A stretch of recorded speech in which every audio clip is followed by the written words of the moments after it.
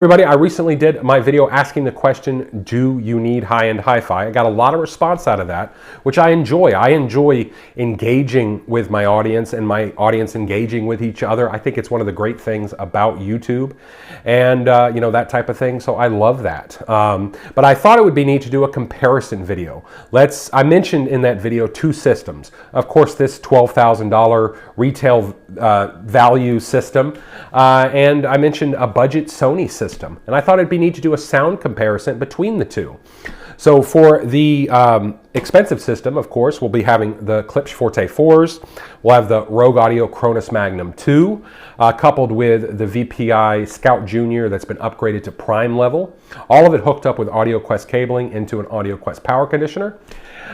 For the budget system, we'll have the Sony STR DH190, coupled with the Infinity RS2 bookshelf speakers. Now these came out in the early 90s. I got them a while back for 20 bucks. They sound good, and I thought it'd be a great pairing with the Sony. And of course, for the turntable for that budget system, I'll be using a Fisher Studio Standard MT60, little, very, very inexpensive kind of plastic belt drive turntable.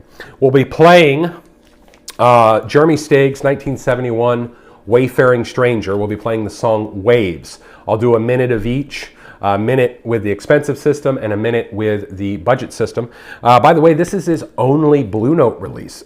He did play on a few albums for Blue Note with other players. He did an album with Kenny Burrell and a few others, but this is his only leadership album with Blue Note, and it's absolutely fantastic. He is a jazz flautist, and this kind of has a jazz fusion vibe, but it also very much has kind of an avant-garde vibe as well. And anyway, we'll be doing that, and then I'll come back. I'll sort of talk about what I hear for each you know, system. And anyway, and you know, we'll do kind of a final conclusion type thing. And you guys comment on it and tell me, what do you think?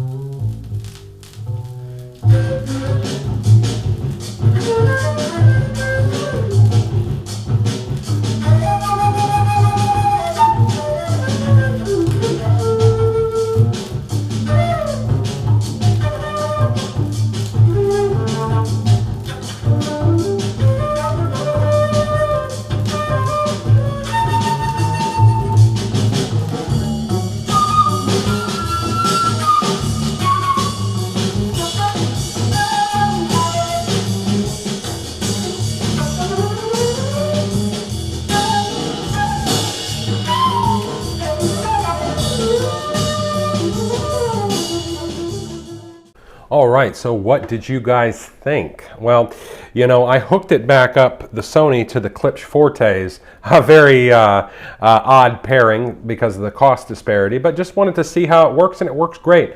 But anyway, what did you guys think of the $12,000 system, the Klipsch VPI Rogue Audio system, versus the budget Sony system with the Infinities? What'd you think?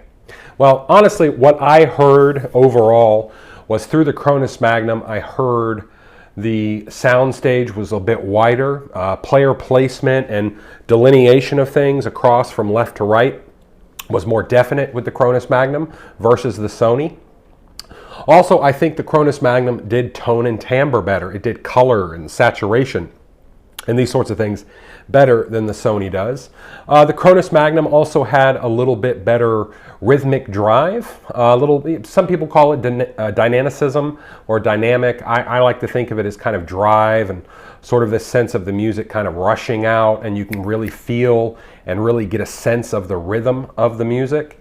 I definitely think it does that a little bit better than the Sony, although in that regard, the Sony actually isn't that much of a slouch. What else? You know, I think bass weight was a little bit more textural and clearer through the Cronus Magnum versus the Sony. Mid-range clarity was better as well. To me, what really stood out was the bass aspect of the Cronus Magnum versus the Sony, and they're both 100 watt amplifiers. Now, of course, the Sony is supposedly 100 watts, but you know, on paper at least, they're both 100 watts. And I definitely felt like the bass was the main thing that stood out to me. You got a little bit more clarity. You got much more clarity to the bass, I should say. You got better palpability to the bass. It was, you know, it was just better bass, better defined, better everything.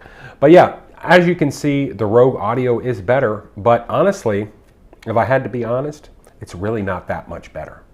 You know, the Rogue audio system with the Klipsch, with the VPI turntable versus the Sony with the budget studio standard and of course those budget Infinity speakers, there really isn't a substantial difference. At least not enough to say to yourself, well, gosh, you know, I've got to spend an extra $11,500 to get this system versus the budget Sony system.